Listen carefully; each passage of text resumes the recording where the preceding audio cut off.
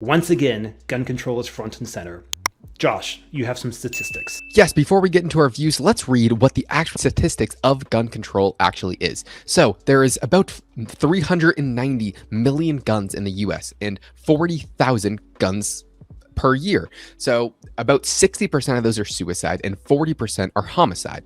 So, just putting the statistics around, why are 60% of gun owners killing themselves? We will get to that in just a moment. So, subtracting the suicides and police involvement, that's about 16,000 gun deaths a year. That means there's a 0.00004% chance of being murdered by a gun in the US. That is far less than vehicle crashes, which account for 40,000 per year. And now there's a humongous push. Okay, maybe a lot of people are for the Second Amendment, but we have to get rid of all rifles because rifles are where all these mass shootings occur.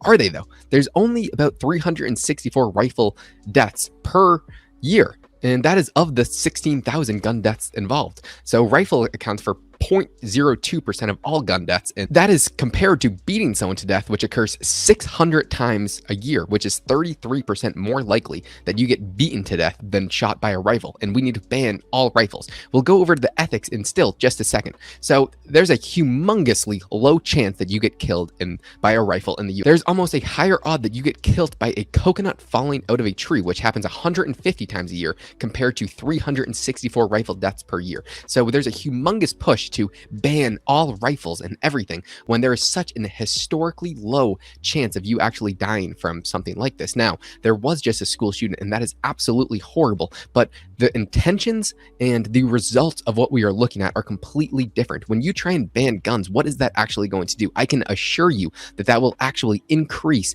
gun occupancy of people who want to perform these vile acts, because the black market, it will be much more profitable for them to then go market these illegal guns to people who do want to have these nefarious acts. Justin, what three frameworks can we really look at the mass shooting from? I would say the three questions that I try to frame in my mind without going too far down the rabbit hole is, number one, we've had guns since the founding of this country and beyond that.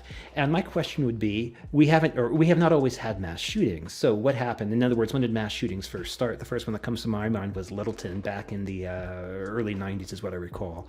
What does this seem to suddenly be in the big picture an issue when it wasn't an issue before? That would be my first question. I want to compare like right now to like prior times. And if there's a difference or something changed, what changed? So that'd be first question. The second thing is this: what is the relationship of, let's say, another country with very high gun ownership that does not have the mass casualty events? What example would you use there?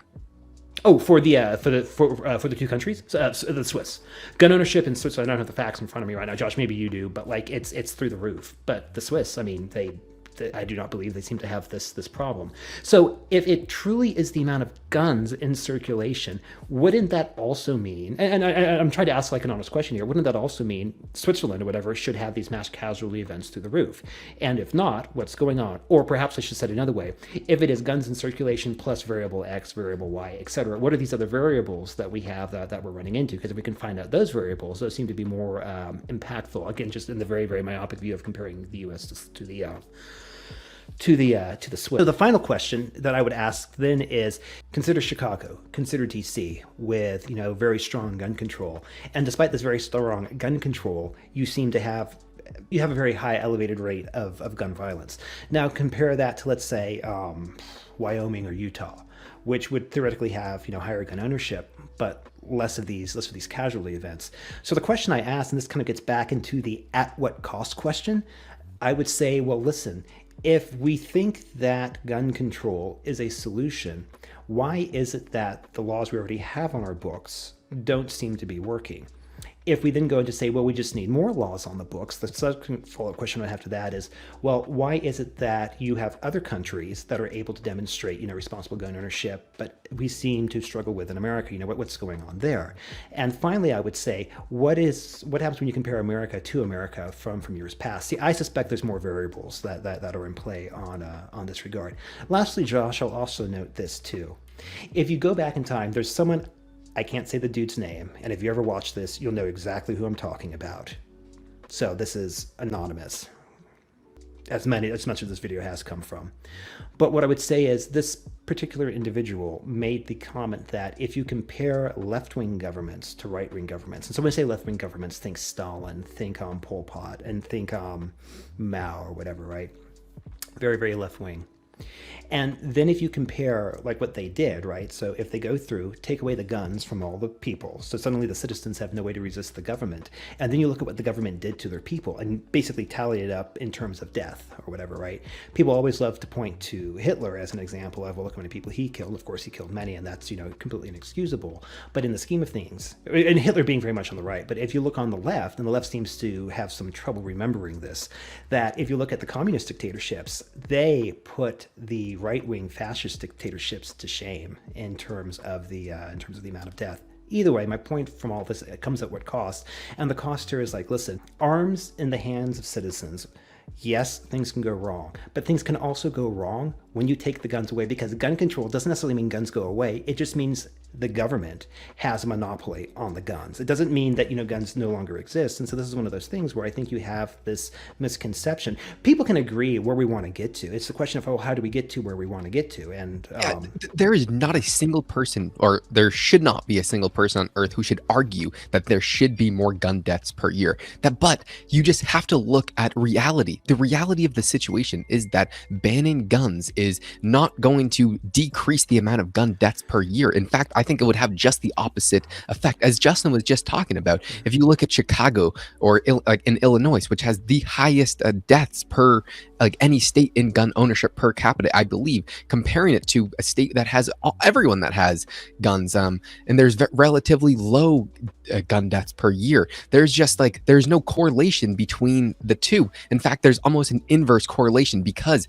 if there can be a profitable movement to sell guns on the black market, it will be done, and it will be much more acceptable for someone who had malicious events to buy guns on the black market than to get it legally, because they would never pass the background checks. I completely agree. There should be much more stringent laws to actually obtain a weapon. It should not just be handed out to anybody. And in fact, if you really want to get deep down into the statistics, who are these people doing these mass shootings? When they do these mass shootings, how many of them have been on antidepressants or just recently getting off extreme medications prescribed to them for extreme mental disabilities that they are using to fight off obesity or depression? I mean, you have to look at the actual things that are going on. I mean, this is a tough pill to swallow, that most of these kids are on some sort of antidepressant or just recently getting off them when they perform these atrocities. And is that ever going to be questioned, ever?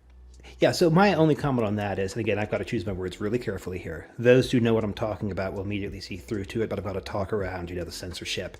It's like a butterfly, an ultra butterfly. You see these connections that kind of creep up, and if you want a mass casualty event in order to produce the outcome in a population, this seems like an excellent way to almost control one's mind in a strange way. And I can't think of any, government institution that was doing research clandestinely in Canada in the late 60s and early 70s that might have done something along these lines. But anyways, rabbit hole right there, so we're all shy away. But I just simply note that if you want to produce the maximum amount of psychological or the emotional impact and appeal to emotion to shut down reason and logic, this is how you would do it. And so I would also note that I think the powers of centralization, the bad guys, them, would very much like to, or would find it much easier to control a population that could not fight back. In other words, that was disarmed than a population. Yes, let's think to Australia, who has no gun ownership of its people. They have very low mass casualties per year because of that. But what just happened?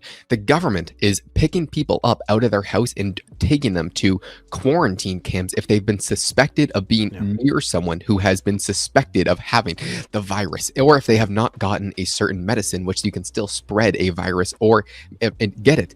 I mean, giving the government this type of power leads you down a very, very slippery slope. Maybe the people now have completely good intentions, but the longer you go giving the government more and more power, it is almost inevitable that somebody like a Stalinist or a Hitler type faction is going to get into power the And both longer. sides. And Oh, both on sides. And sides, from on both from the both left and from the right. Yeah. absolutely, because they can obtain that power because there's nothing that prevents them from getting that types of power. Oh, or the thing that prevents them is that, like, and so here's the other thing too. There's a great green text talking about this, saying like, "Well, Josh, are you saying that the Constitution lets you own a nuclear weapon or whatever?" And it's like, look here, dipshit. Let me explain this to you, sugar tits. How does it go? A nuclear bomb can't stand on the street corner and keep the peace. Yeah, you can glass an entire city, but if you do that, what's the point? You've destroyed all this infrastructure, whatever, right? The key is that when you have a bunch of small arms in the hands and widely dispersed across populace, a well-armed populace that is educated and knows how to use the weapons responsibly, this is much harder to go up against because, yeah, sure, a tank can, mow, people down, or a nuclear weapon can glass an entire city. But if the populace itself has a way to defend and has a way to push back, yeah, there'll be some casualties. But the point is that there's enough of the populace to actually stand up and resist. Like, you want the government to be afraid of the people. It's, I think, the bottom line, because if the government's not afraid of the people are afraid of the government. And it's one of those things where, of course, there'll be, well, it gets back into the at what cost. And from my perspective, and this is, again, everyone is, of course, entitled to their own, I am much more afraid of a world with the government having the sole legal monopoly on firearm arm. I mean, just think to like a situation like North Korea. People can't own guns there, and they're living in a complete dictatorship. And I'm not saying that's going to happen if we give up our rights to arm. And personally, I don't like guns. I've shot a gun once. I personally do not enjoy shooting guns, and I do not own a gun. But I think that it's very important to have the ability to own one if you want to, and because you should absolutely have the right to protect yourself, because guns will still be circulating in the black market. So what happens if someone does break into your house and you physically do not have the ability to defend yourself? Oh, I know, Josh. No, it's very simple. You just point to the sign, sign on the door and say, "Hey, listen, burglar, this is a gun-free zone." I'm sorry, you just have to take. Don't you know they're illegal? They're illegal in our state.